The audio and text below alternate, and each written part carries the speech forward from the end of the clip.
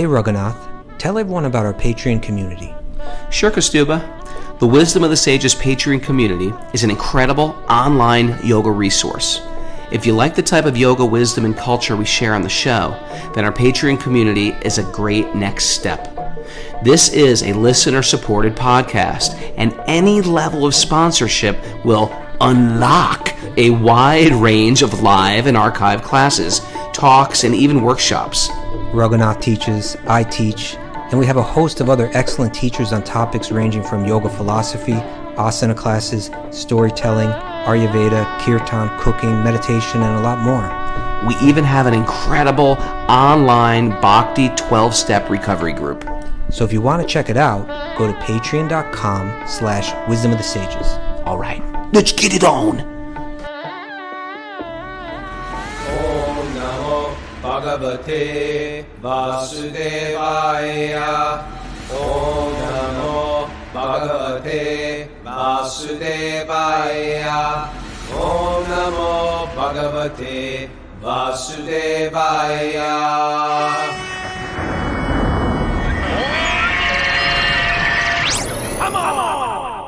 Live from the city of brotherly love, Philadelphia, this is Wisdom of the Sages, a daily yoga podcast with your host, Raghunath, and co-host and senior educator at the Bhakti Center in New York City, Kaustubha. Welcome to the show.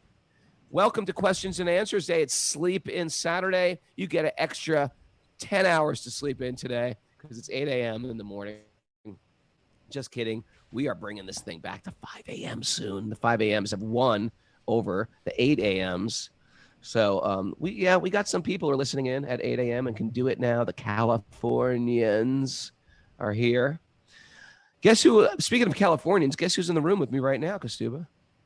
Bhakti Justin? Bhakti Justin, actually, he went to go on a Whole Foods break, but Damodar Swarup is here he's a Californian. He's a Californian. We love to have him. We had a great kirtan last night at Haryashva's place. Oh man, I miss Haryashva. You know what? This incredible, what was his name? Krishna Mishra, this beautiful guy led kirtan first. And it was like, man, this is one of those beautiful kirtan guys. Like, how am I supposed to play after him? I'm like one of those like rough around the edge kirtan guys. It was just so lovely to hear him sing. And I was like, now what am I supposed to do? You know, he's playing single fingered up and down the keyboard. And I'm just like 3-chord Sam. 2-chord Sam. And so anyway, I'm gonna start real. I'm just gonna keep it cool. I'm gonna keep it mellow. I'm gonna keep this completely mellow. And sure enough, it turns into a punk rock kirtan in a matter of moments. Yeah, but it was fun. I love Haryashva. He's one of those guys. He's such a great Vaishnava, Bhakti-yoga practitioner. He demands no respect for himself. Mm-hmm. And I have the most respect for this. He's one of those guys. He's like a saint that walks among us. He's dedicated himself to spreading the holy name for since I've been around in 45 years, something maybe like that. And he's an unbelievable soul. He's like a father. He's like a mother. He's like everything in one, you know? And he's got a good attitude, man. He's got a great attitude. Good attitudes go a long way in this world, right, Mara? That's right. Yes, that's right. Mara, they do, don't they? They do. Hey, I want to say something. We've been getting some incredible, almost unbelievable Krishna miracle stuff happening. People have been writing in their Krishna miracles to get a prize. We're giving a prize away from our friends at Silver Tulsi Mala. Silver Tulasi Mala. Yeah. Mara put that up on the board. And I think his website is tulasimala.com. Oh, I'm sorry. Tulasimala.com. Yeah. Tulasi Mala.com. So if you go on there, he's got the best malas ever. We're wearing them. Damodar Swarup's wearing them right now.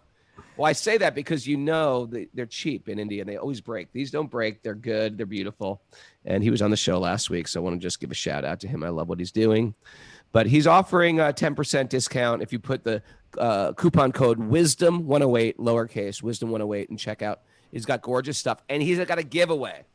And of a beautiful rough japa malas. And we're giving them away to have. You can't lie about your Krishna miracle. You can't just say, well, Krishna appeared and danced on the desk. You can't lie about it. That doesn't count. So we're trusting you that you got to tell if you had some miraculous thing happen with Krishna in your life, then you got to share it with us. And we are going to pick out the most miraculous one. I don't think anyone's going to beat mine. But we're putting it out there. Have faith, and Raghu. Have faith. You think you're the only one that Krishna's working miracles for? Come on. You know what? And you know what? I think, Mara, let's hold off on this till the following Friday, and we'll add another gift so we can pick 2. We'll add another gift. Okay. I'll ask him if can you give us one more gift? And we'll plug your website for another week. He's a sweet guy. Oh man, We gotta get busy here, Raghu. We gotta get right today's into it. Q&A day. I got a 6-hour program I'm doing in Philly today. Yeah. I'm really excited. I'm going to see a lot of these Zoomers. Let's get going for Q&A day. Well, we have our special friend and guest and expert here. We have Danya today. She's a treasure trove of deep Vedic wisdom. And she holds a master's degree in counselor education and a specialist degree in couples and family therapy. And she's passionate about developing therapeutic tools that incorporate Bhakti principles and practices as a means of reconnecting with our essential nature. Welcome, Danya. It's great to have you here today. So great to be back with you guys. Thank you. You got your master's degree? I got my master's degree. Do you mind if I just call you Master from now on? Don't we all call each other master? That's right. Good point. Prabhu. Master Danya.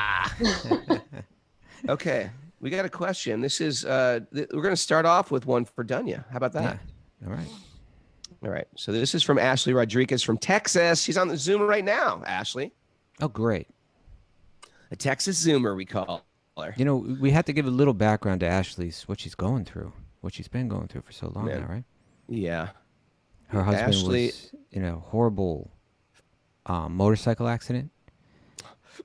Horrible motorcycle accident, and she's a mother of many.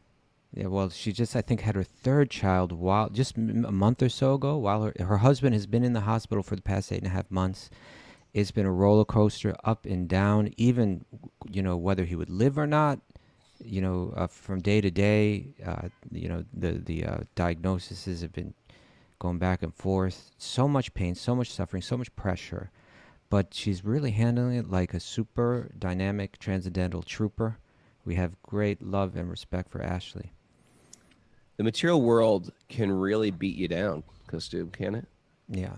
Really beat you down. And I will say, sometimes we think, well, I'm going to get into spiritual philosophy and it'll make my life easier. The material world doesn't necessarily get easier. It helps you cope with it better, that's for sure. Yeah. But we're not about retreating from the material world we're not about retreating from relationships or retreating from life just to have peace. We want to move forward in this world. And sometimes Krishna will stir stuff up, or the universe will stir stuff up as our blessing to get closer to him. Growth you're talking about here, right? Yeah. And that's how we do grow. So all these things that on a material platform, they seem like life struggles. These are the things that Krishna's giving to us. When we put on our Vishnu goggles, we're seeing, oh, this is what Krishna's giving me so I can get closer to him. How kind. It may not come off kind, but there's a benevolent hand behind everything. But still it's difficult, and hence this question. Yeah. So and this is what she's doing. So she's, okay, I'm just going to read it because I'll just keep taking over the show here. You all know what my family is facing. We are 8.5 months in. 8.5 months of my husband hospitalized. I can't even imagine that. Of him not being home, of running, of not being home, of running, of pain, of struggle, of ups and downs, of consistent fear of death. My perspective of life continues to change. I found great comfort in listening to Wisdom of the Sages and Rise by John V. Harrison, which is one of her songs. I can't go around again and again. That's what she's saying. I can't go around. She's saying one of her songs says, quote, oh, okay. I can't go around again and again. That could be in a micro way and a macro way of birth and death, right? I think that's what she's talking about. I feel that more than ever right now. It's an urgency to not go through this again and again. I'm generally a positive, happy person, but lately I've been feeling down. I've been praying for this feeling to be steps towards wisdom and not depression. I've been feeling that the bad that comes from this material life uh, outweighs the good, and perhaps that's the realization. God asks us to find that will. And God, perhaps that's the realization God asks us to find, okay. so that we'll return to Him. I have a hard time enjoying most experiences in this world because I wish my husband could be there to experience it with our kids and I. I think that perhaps that we should feel like. Why don't I read this? Because you Why don't don't have you your read it? glasses. What's You wrong don't with have- me? I didn't You bring don't my have your glasses and I'm glasses just today. You're struggling. squinting. Well, she also forgot a couple commas. Okay. Throwing it back at you, Ashley. Remember, never admit personal responsibility. That's my lesson here today. It's Always just that you don't have your glasses. That's push all it right. away on others. Okay, Steve writes, I have a hard time enjoying most experiences in this material world because I wish my husband could be there to experience it with our kids and I. I think perhaps that's what we should feel like when we're enjoying the material world without God. That's deep realization, right? Yeah. That while it has some beauty, it's not complete without God. I have to say our kiddos are a constant source of joy and love, and the time I do get to spend with my husband is so fulfilling and reassuring. Now, here's where the question is, Danya. Are you ready? She writes, what I'm concerned about at this point is becoming depressed. And I know many people go through depression, so I figured it wouldn't hurt to ask for the Bhakti perspective on depression, trauma, and managing through continuous difficulties in life. Then she asks this question. This is something we got to do. She says, does Patreon have a group for those of us struggling with difficult life events? Wow. Well, we really want to work on that and pull it together. And maybe Dunya can help us with that. So she says, thank you all so much for your dedication to this podcast. It's really a lifeline for me. Thank you so much for the question, Ashley, for the very sincere, vulnerable question. And thank you for your example of how you're going through this struggle in life. Dunya, can you help? Yeah. Yeah, so it's a beautiful question, and I love that it was framed within all of her realizations, right? Mm-hmm. And I like that all of that is there because to a certain extent, the harshness of this material world from the Bhakti perspective is necessary medicine for us to seek knowledge and then through knowledge experience detachment. So I think that although it's very healthy to have that as far as our own Bhakti practice, when we're experiencing trauma or when we're experiencing difficulties with our mental health, it can feel very much like a spiritual bypass to say something like, well, just detach from this material world, take advantage of this opportunity to just, get rid of your attachments and, your family relationships and so on and so forth. And I think that kind of rhetoric can actually be quite shocking and can sort of send us through a loop. So it sounds like Ashley already has this, spiritual wisdom that's kind of like landing as a result of what's going on. So we want to support the other side, which is, okay, how do I deal with this in the day-to-day? And you're a mother and you're a spouse and you want to stay functional, you want to stay buoyant. And that's really the name of the game. It's not necessarily that you're going to be able to have some method to kind of prevent depression. It would be totally natural for someone in your circumstance, or even in a much lesser circumstance, to experience certain symptoms of depression, which might be hopelessness, sadness, feelings of isolation, lethargy, apathy, right?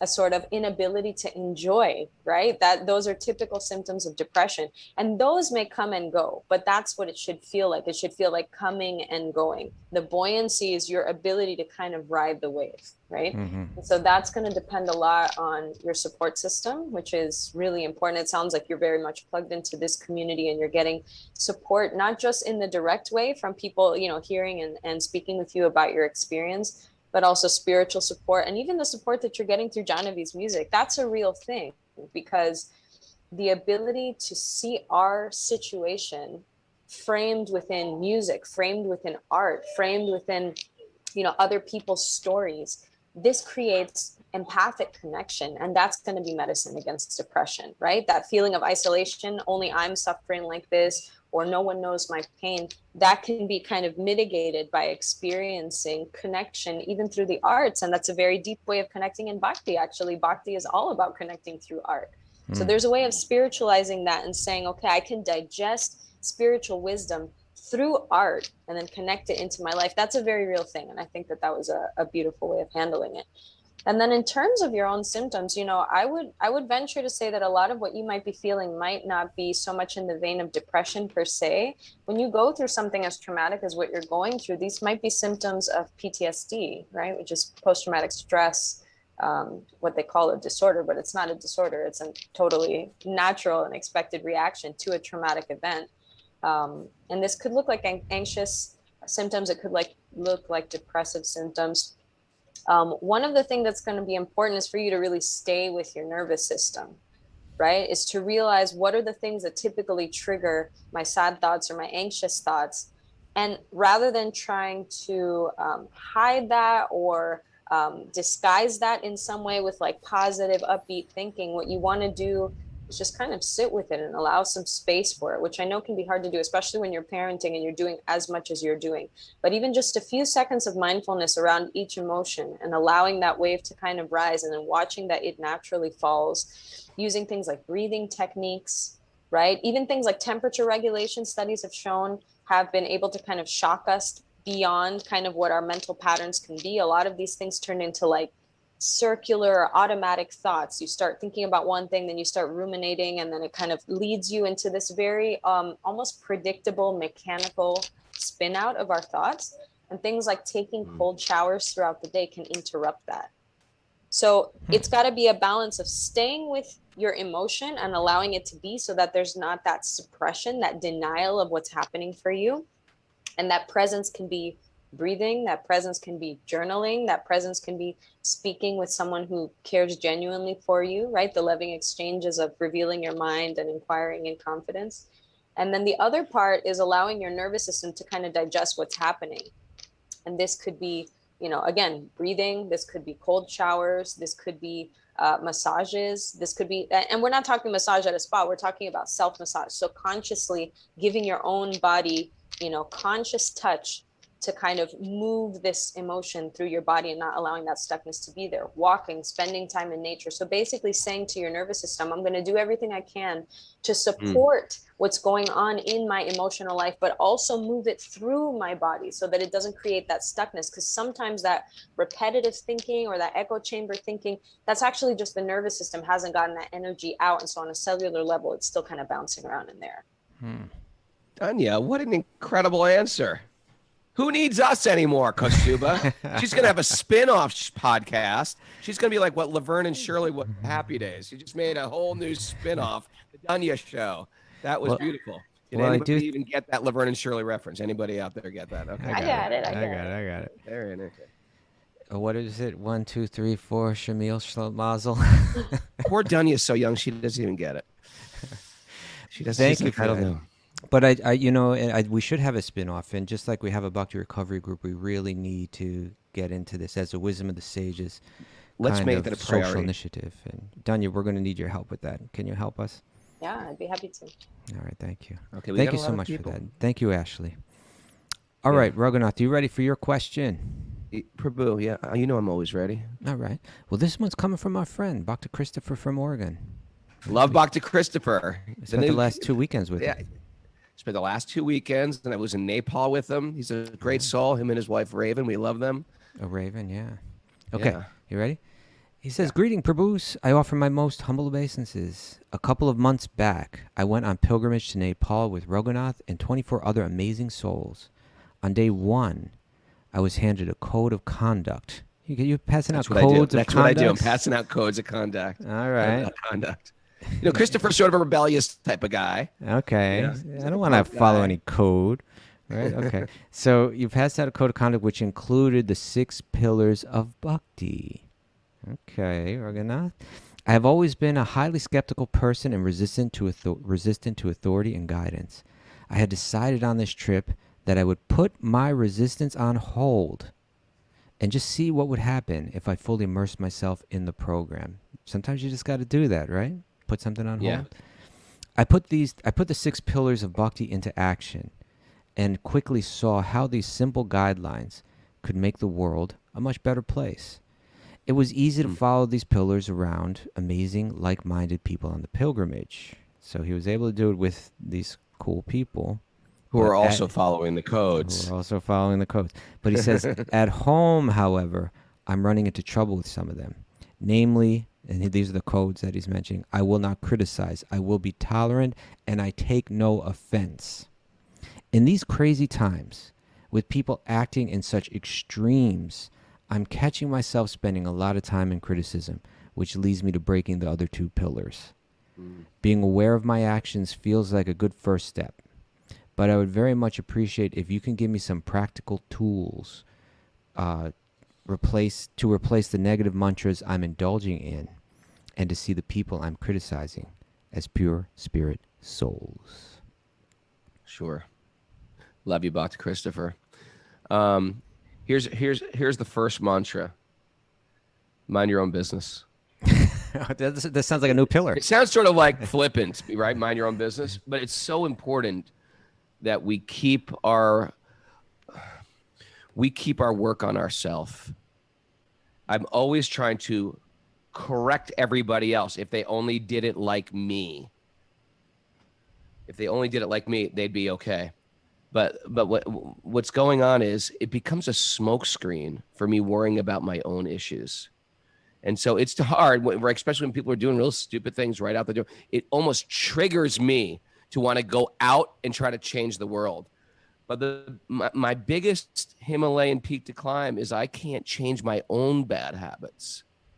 And I have to again and again, in this game for a while, again and again, bring it back to me, bring it back to my issues. And when I start to change, the world starts to change.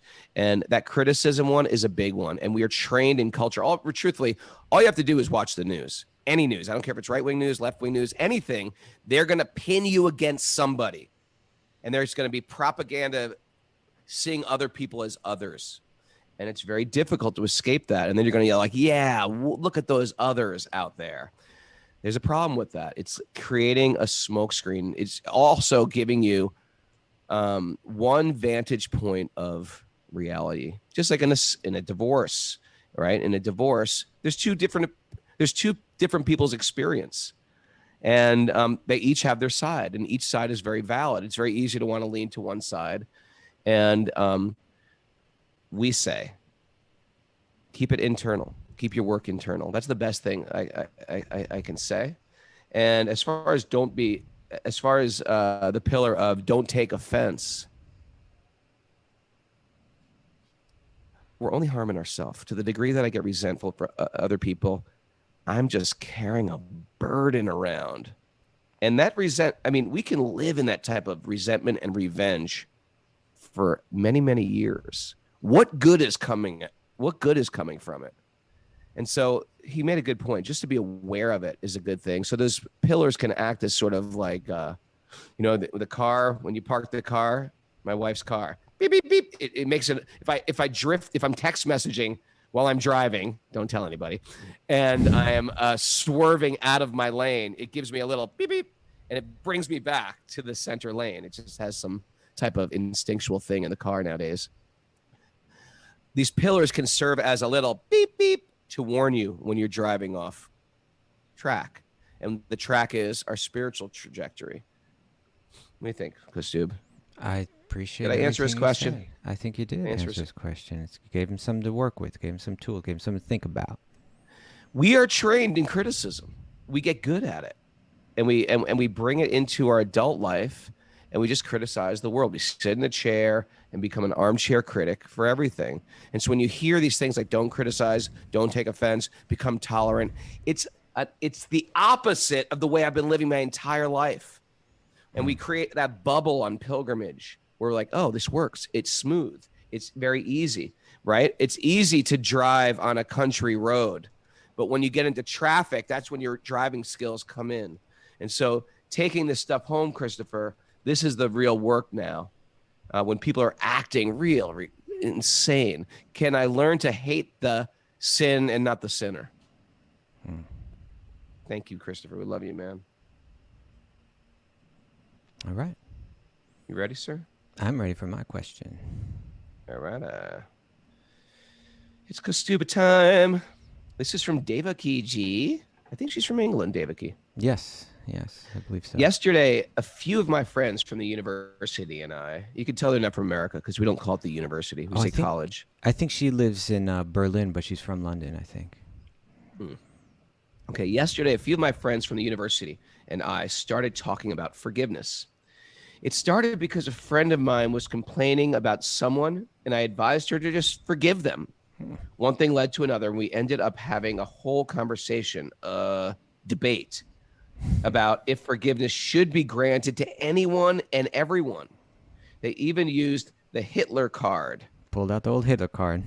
The old Hitler card. You know, the Hitler card is good because it's such an extreme situation. Sometimes to examine a question, you have to take it to its extreme.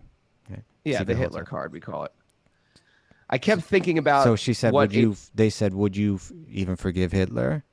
Like that. Right. Okay. I kept thinking about what a Bhakti-yogi would have said. And I felt that, yes, forgiveness is the greatest good. It's the action we condemn, not the person. I just said that.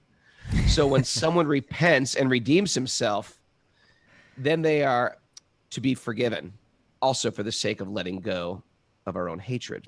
Mm-hmm. However, this brought up two questions for me. First, is the greatest good relative, or is it a universal principle? They said to me, what might be the greatest good for me might not be the greatest good for someone else. Mm-hmm. Secondly, they said that hatred can be beneficial and healthy. Little hatred. Little hatred's good. Just a little. You need it in moderation. I hate in moderation. Secondly, they said that hatred can be beneficial and healthy even. Again, coming back to the point that not everyone deserves forgiveness. Please let me know how to understand this delicate subject. Eternally grateful for your daily association. Oh, right. She's so sweet. She is. Thank you, David, for the question. And was a Zoomer, now an other, right? I think she's been a Zoomer on weekends, I think, right? Is that right? Maybe she was also coming in. A weekend Zoomer. Maybe she was also coming in on weekdays, yeah. Got to get her back. Okay. So there's two questions here. The first one had to do with the greatest good relative, or is it something that's absolute? And people are going to have different perspectives on that. But from the Bhakti perspective, we would say, like, what is good? We talked about this last week, actually. What is morality? Morality means what is good and what is bad, an understanding of what is good and what is bad. And that from the Bhakti perspective, we would say that, well, the ultimate good is what pleases God, because that's actually our dharma. That's what we're designed to do, that we're to love God, and out of love you serve to please. And that if we develop that consciousness, that it brings ultimate good for the individual as well as collectively. But not everyone has that faith. And even with that faith, questions become nuanced about, like, what pleases God in this circumstance, right? We've discussed in the past that there's that fascinating conversation in the first canto of the Bhagavatam where Ashvatthama tried to kill within the womb the child of Uttara, right? And, by sending this kind of mystical weapon at her. And that Arjuna chased him down, brought him back, and then there was a conversation. He kind of brought him back all bound, and there was this discussion: should he be killed? Should he be spared? And it's all like super highly advanced, pure devotees, pure bhakti yogis, and they're disagreeing on it. And even Krishna is like on one side of the equation, and then he's on the other side of the equation. So this world is a difficult place, and it's nuanced. What we do know is that by always acting, always trying to act for the pleasure of God, that itself, is good. That itself is good. But these questions really get tricky around the topic when there's that tension, and we've discussed this before. There's a tension between justice and mercy, right? It's the natural tendency for a bhakti yogi to be merciful, right? To forgive. but there's also a need in society for justice, a need to maintain order in society. And sometimes for the victims, there's a need for mercy to be meted out for them, for their own kind of healing. And so it can be a very difficult question to answer, like how much should the principle of justice be implemented, or how much in any particular situation, how much should mercy be granted. So these are questions that are struggled with. They're struggled with in the Mahabharata. And let's get to the second question. The answer to the first one is, there is, from the Bhakti-yoga perspective, there is a greatest good. It's not relative, but figuring it out can be very difficult. And there are tensions to determining it. Tensions between justice and mercy. The second question was, can hatred be beneficial? And my answer to this is going to be a straight out no. Hatred's not beneficial. Sometimes one may feel it takes that hatred to actually create the change that's needed, but it's not hatred that changes it. And Martin Luther King had that very famous quote that darkness cannot drive out darkness, only light can do that. Hate cannot drive out hate, only love can do that.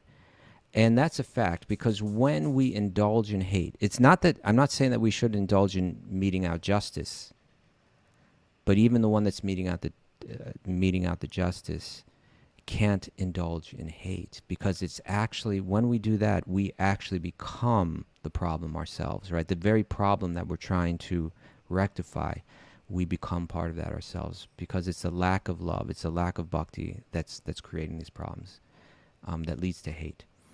I wanted to bring up, just to go deeper into this idea that these topics are nuanced, but to glorify the quality of forgiveness. There's another Mahabharata story, and this is a conversation that takes place between Yudhishthira, Arjuna's elder brother in the Mahabharata, who's the king, and his wife Draupadi. And she is actually absolutely brilliant. The whole conversation is very long, and it's incredibly brilliant, this conversation. And Yudhishthira is praising her for her intelligence. And she's challenging him, like, you're a warrior. How can you be so forgiving? She's saying that, you've lost your kingdom, you've lost your riches, you've lost your brothers, you've lost yourself, you've lost your wife. All of this takes place in this gambling match because the Kauravas were out of just such ill motivation and hatred. They cheated Yudhishthira. And she's like, how can you be so docile? How can you be so weak? Her point was that under no circumstances should you show forgiveness towards your enemies. And she was saying, it doesn't matter if you win or lose the battle, but you should fight just to maintain your pride in life, And she refers to a conversation that took place. She goes back, right? Sage level. This would be the sage level 2, I suppose, right? She goes back. And she says, she refers to like a conversation between Bali and Prahlad, his grandfather, right? And the question was, does forgiveness lead to welfare, or is it better to seek revenge? And Prahlad, this is carrying out in Draupadi's quoting Prahlad, an extended conversation, long, nuanced conversation. And just to give you an idea of how nuanced it is, his statement, Prahlad's statement to Bali about, does forgiveness lead to welfare, or is it better to seek revenge?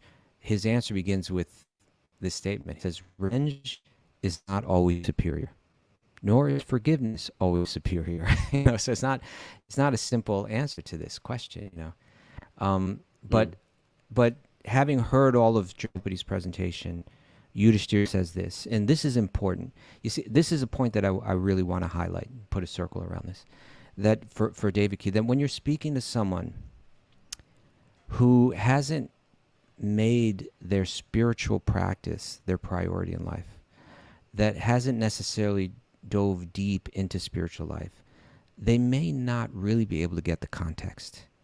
Because spiritual life, if we want to go deeper into it, at some point it has to become deeply contemplative, deeply inward. And people that practice that know how difficult it is, and they know that in order to practice it, the mind needs to be peaceful and it can't be absorbed in resentment. Resentment weighs heavy on the mind, and one has to let go of it. Therefore, kings like Yudhishthira, and we read about them throughout Bhagavatam and Mahabharata, these saintly kings who were taking up responsibility and meting out justice. They weren't spiritually bypassing. They were digging into the current issues and dealing with them. But within them, there was a second side of them, a deeply spiritual side that was waiting for the day when they could hand that responsibility off to another qualified person and wander off into the forest. Forgive everyone of everything. Let go of all resentment and go deeply within. So one who's trying to do that in life, one who's taking up that difficult spiritual work, they get this. And if someone hasn't even approached that in their life, they don't get it at all. So I just want to share that with Devaki, that, you might have to explain to a person, there's a spiritual practice that requires going within, and it can't be done. Therefore, we forgive. Therefore, it's beneficial to forgive, even when one's been wronged. And so Yudhishthira speaks about forgiveness here, and because he was such, he was a king that wanted that deep inner spiritual life, and he was so wise. So this is what he says, and I've read this on the show once before, but it bears repetition. Yudhishthira says, forgiveness is virtue. Forgiveness is sacrifice. Forgiveness is the Vedas. Forgiveness is the Shruti, the ancient wisdom texts. Those that know this are capable of forgiving everything. Forgiveness is Brahman, pure spiritual energy. Forgiveness is truth. Forgiveness is stored ascetic merit, right? Stored ascetic merit. Forgiveness protects the ascetic merit of the future. Forgiveness is asceticism. Forgiveness is holiness. And it is by forgiveness that the universe is held together. Every one of these statements is deeply profound, deeply pregnant with meaning. He goes on to say, persons that are forgiving attain to the regions obtainable by those that have performed meritorious sacrifices, or those that are well conversant with the Vedas, or those that have high ascetic merit. Those that perform Vedic sacrifices, as also those who perform the meritorious rites of religion, obtain the higher regions. But those of forgiveness, they obtain those much adored regions that are in the world of spirit. Forgiveness, now these next three statements, he says, forgiveness is the might of the mighty. Forgiveness is sacrifice. Forgiveness is a quiet mind, right? That's what the yogi needs. The yogi needs to be able to absorb the mind deeply in spiritual content, and you can't do it when your mind is full of hatred. You can't do that when your mind is full of resentment, and therefore the yogis forgive. So he says forgiveness is a quiet mind.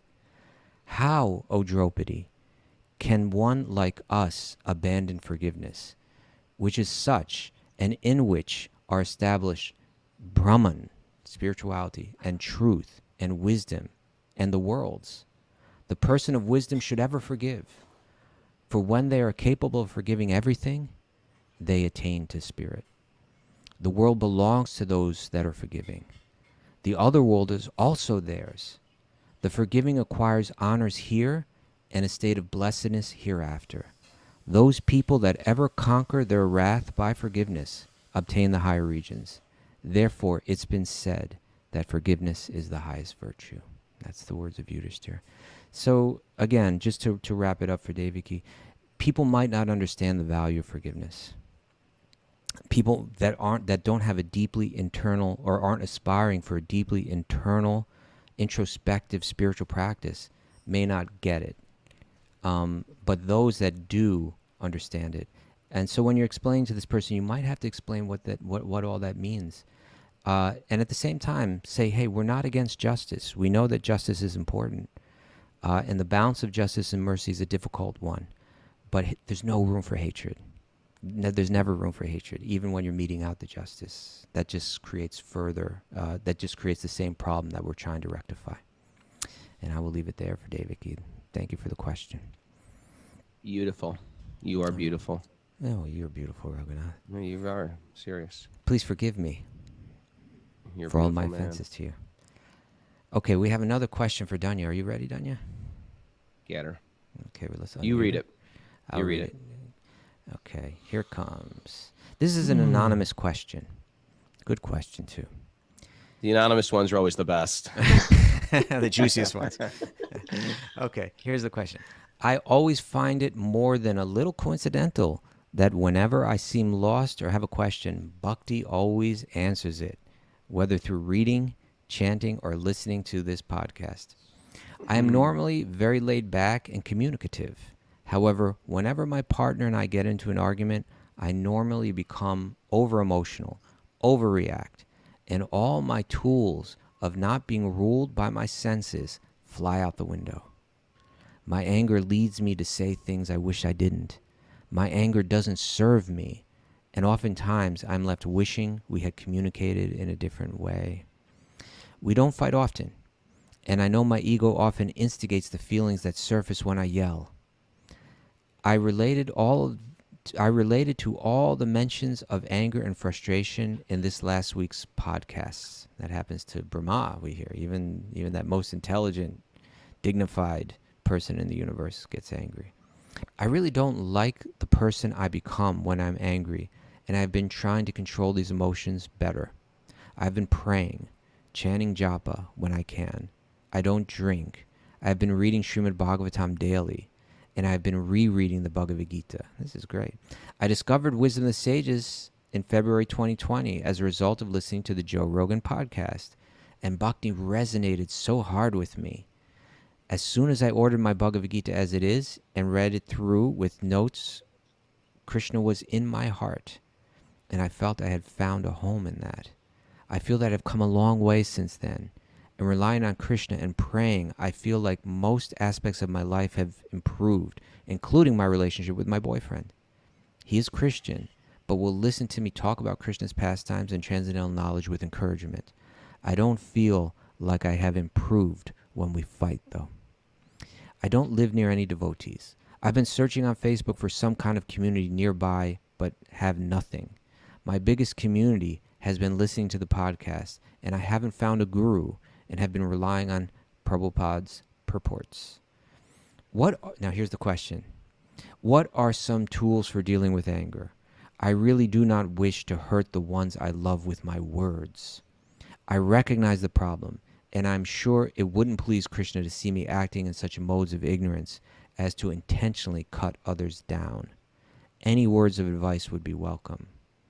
Also, yes, I always apologize, and we are understanding that neither of us is perfect, but it is something I would definitely like to improve. All right, Tanya. What a great build up and question, and The whole thing was spectacular. impressive. Yeah. Impressive. It is. Impressive. Yeah. So, but one thing that I want to do just to create kind of a counterbalance to the energy of the question is to make a case for righteous anger. Oh, okay. Flipping So there are circumstances in which it's okay to get angry because anger is actually just information, right? Anger is emotional information that's pointing towards, I didn't like something, right? So like I have a 1.5-year-old, and if I take something from her, she goes, because she's expressing like, I didn't like that. And that's a necessary emotion actually, because anger serves the function of letting us know when a boundary has been crossed, right? When we say we're going to do something and then we don't do it, we cross our own boundary, and that creates a feeling of anger. That's actually healthy anger. I said I was going to wake up early and I didn't. Now I'm like frustrated with myself.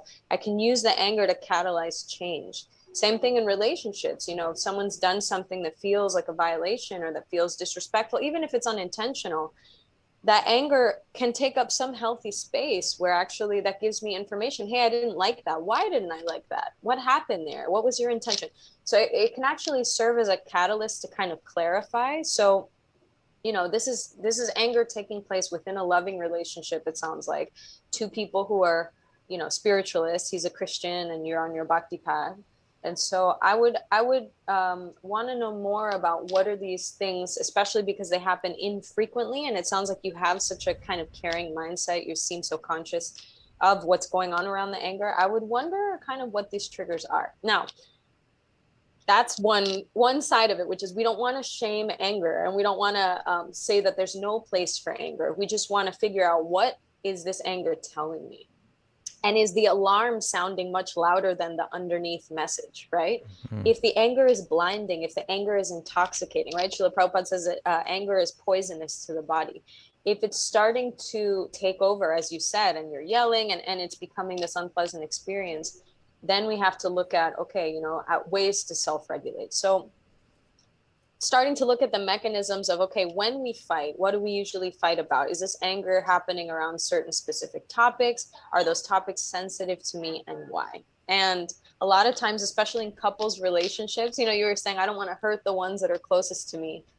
Those are the people that we're most liable to hurt because they're so close to us. They hold the keys to our heart. And so what could be more tender and what could be more frightening than having somebody so close to us, that they're human and I'm human, so I'm going to hurt them inadvertently and they're going to hurt me inadvertently. And that's just the name of the game. So having, actually referring kind of back to the last question, is having that willingness to forgive is going to create a lot of space around this anger, because it will allow for the anger to come, to be processed, and then to be digested kind of by way of forgiveness. Now, what happens when you're actually feeling angry?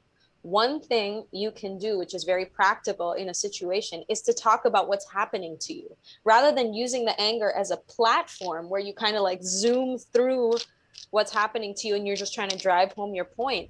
Say what's happening to you. I can hear my voice is rising because I'm really upset right now.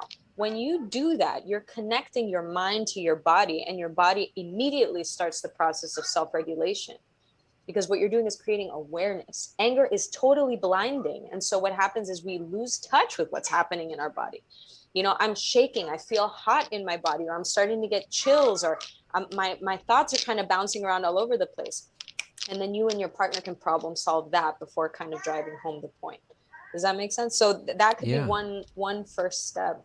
And then the other thing I want to say is, you know, there's a whole theory called attachment theory, which talks about when we don't feel emotionally connected, when we feel highly vulnerable, like when we're having a disagreement with our loved ones, especially our spouses, our partners, what happens is it kind of triggers a certain echo from our childhood of what might have been unmet needs. Someone didn't pay attention to me. I wasn't listened to. I wasn't accepted for who I truly was. I was too much for people, et cetera, et cetera. All these things that might have been messages that we received in childhood. It doesn't have to be the same.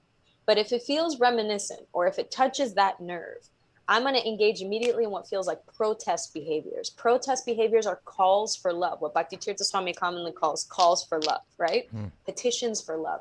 My protest behavior is not, I want to push you away. Actually, my protest behavior of yelling, stomping, you know, berating, that's actually me begging for connection. And when I'm a baby, this is super effective because that's all I know how to do. But when I'm a grown-up, it's highly ineffective. It actually pushes people away, right? Or shutting down, icing out. That's also a protest behavior, but from like the avoidant type, which is like, I can't deal with this. My survival mechanism growing up was actually to shut down, not connect, you know, find safety by isolating. So the reason why I'm bringing all of this up is because sometimes we feel like the issue is what's happening with our partner now, but it's actually stuff that happened from the past that's kind of echoing out into the now, because those samskaras, those early impressions were really powerful, and they make us feel a certain way because they're our next most intimate relationship. So realizing that when I engage in these protest behaviors, it's actually a bid for connection. I'm actually trying to connect, and having our partner realize that's what's happening too. Then you can do all kinds of regulation stuff in your relationship, where you start recognizing each other's protest behaviors and saying, oh, I see we're doing the same thing again. We're falling into the same pattern again. What's an alternate way we can connect? What's something that someone needs now? Do I need some space so I can cool down? Do you need me to hold your hand so that you feel like we're a little bit connected? Let me just reflect some of the emotions that you're sharing with me. So things just to start cooling down. We're no longer arguing about what we were arguing about. Now we're talking about what's happening in the room right now. And if you don't address that, then that anger is likely not to simmer down. So that's what you got to kind of kick into. In a nutshell, is talk about what's happening right now, acknowledge your body, acknowledge your feelings, and start reflecting emotions. And that's going to start bringing the temperature down. And you might only be able to do that like 30 seconds earlier the next time you fight. And you might only be able to do that 2 minutes earlier the time after that. But each little scoot earlier in the fight where you can recognize what's happening and you acknowledge, you know, the other person's emotions and what's happening in your body, you're rescuing yourself from those more severe degrees of anger. That was really helpful. Oh, Rogu, you're muted. There you go. I parroted what you said. Incredibly helpful. Yeah. And protest behavior. I was like, man, I do that all the time. Protest behavior. My whole life is protest behavior. You know, it sounds to me like part of what you're saying, and to me this was kind of eye-opening, is that, okay, so anger is not really the problem. Anger is kind of just identifying that we have a problem. But so much destruction can take place when you speak or when you act or you make decisions in that state, right? So like the state of anger itself is like, okay, that was an indicator for us. Let's cool it down before we make decisions, before we say things that can be destructive. Let's cool things down, and then we can discuss what the anger was drawing our attention to. Yeah, and I'll say that shame is almost the opposite of what you want to do here, because when you shame somebody, it's basically saying, I'm bad for feeling this anger. And we want to be very clear that you're not bad for feeling anger, but we can recognize that anger is maybe not the most useful implement, so we can switch gears. So we want to just, that was kind of the key with that, is that anger is not inherently bad. Anger is just information, just like any emotion is going to be information. What we want to be careful of is not feeling ashamed when we're angry, because that's actually going to keep the pattern stuck. Anything that you want to get rid of, the moment that you add shame to it, it's like a glue that keeps it all stuck in that same place. Shame glue. is the glue. Shame glue. That's the track away. That's a tattoo right there. Done. You thinking about getting a tattoo? That's it for you. Shame is the glue. Shame glue. Shame is the just shorten it down right here. Shame glue. That'll do it for today. Dunya, thank you so much for being here. Thanks for having me. Great to see everybody here today. And remember our send your Christian miracle. If you've got some fascinating thing that's happened in your life that's like, you're like, this is a miracle, you got to write that in. Write it up in a story. Send it to Mara. We're giving away prizes. Who's got the craziest miracle? Okay. And it's wisdomofthesages108@gmail.com. Wisdomofthesages108@gmail.com. Hey, if you're not following us on Instagram, do it. It's wisdomofthesages _ between each word. And we are going to Italia. We're going to Italy. Dunya should come. We're going to Italy. Yeah. We're going to Italy. We're going to Tuscany, Villa Vrindava, and stay at this cool old Tuscan Machiavellian, perhaps, villa south of Florence. Want you to come. Trying to keep the prices reasonable. Not like one of these super expensive yoga retreats. But we're going to have time for sightseeing, going to Florence, doing other things. Check out wisdomofthesages.com, and you can find more information Under events. Yeah. Hey, what's happening tomorrow, Rogo? Tomorrow? We have me and Dr. Justin are driving back tonight. So we're going to, at 8 o'clock in the morning, we have a Sleep In Sunday interview day with Kripa Moya. He's incredible. He's going to talk about what the Vedas speak about being a guru. What is guru? What's a guru all about? Is guru without? What's the deal about guru? He's an incredible singer. You can listen to his stuff on Spotify. Kripa Moya, Kripamoya. Great devotional singer. He's John V. Harrison's father. That's right. And we love her. And he wrote a book on Guru, right? He literally wrote the book on it. He's a prolific author and a beautiful man. And the following week, we have Sri Dayananda Das Goswami, H.D. Goswami, another Sanskrit scholar, prolific author. We want to talk about Sanskrit. What's so special about Sanskrit? Right? What's so special about Sanskrit, right? Anything else, Mary, you could think of? We got Back to Recover group meeting at 9:30 today. All right. Okay.